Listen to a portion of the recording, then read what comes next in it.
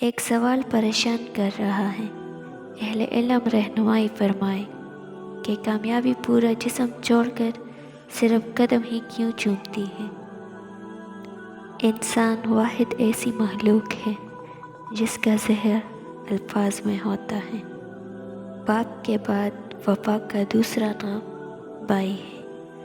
اللہ پاک سب کے بھائیوں کو سلامت رکھے، آمین ثم آمین۔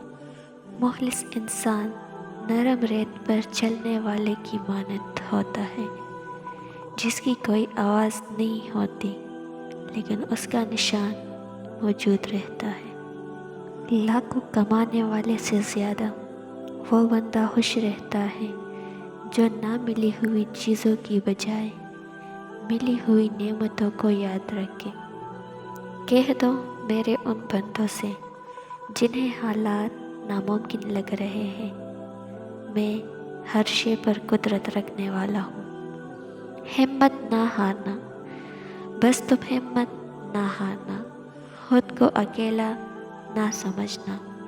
اللہ تمہارے ساتھ ہے، وہ تمہاری زندگی کے سارے غم، مشکلیں، تکلیفیں ایسے نکال دے گا کہ تم حیران رہ جاؤ گے انشاءاللہ۔ ہم لوگ اتنے دیندار ہیں کہ چوری کے مرغے کو بھی تکبیر پڑھ کر حلال کرتے ہیں۔ جہاں ہم محبتیں لٹاتے ہیں وہاں ہم ردی ہوتے ہیں۔ گفتگو سے سمجھ بوجھ میں اضافہ ہوتا ہے، لیکن تنہائی وہ مدرسہ ہے جہاں عظیم ذہن بنتے ہیں۔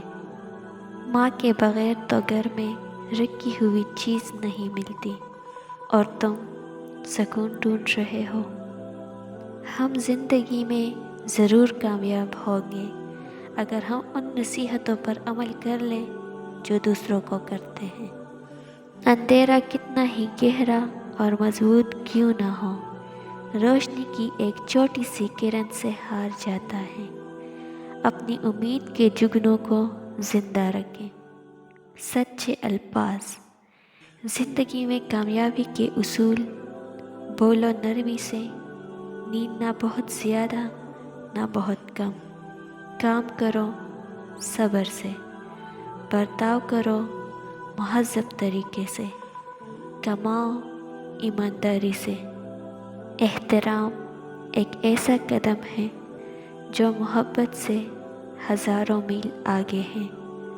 انسان کو اپنے آپ سے اتنی محبت تو ہونی چاہیے کہ وہ خود کو جہنم سے بچا کر جنت تک لے جائے۔ اللہم اجرنی من النار، اے اللہ ہمیں جہنم کی آگ سے بچا۔ زبان کہتی ہے لیکن لہجہ سچ بتاتا ہے۔ لوگوں کی سوچ یہ ہے کہ بس وہی کامیاب رہے۔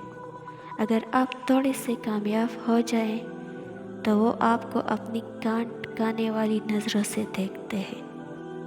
ہم سچ نہیں بولتے، دراصل دوسرے کو ذلیل کر رہے ہوتے ہیں اور توقع یہ رکھتے ہیں کہ ہماری ذلیل کرنے کی حرکت کو سچ سمجھا جائے۔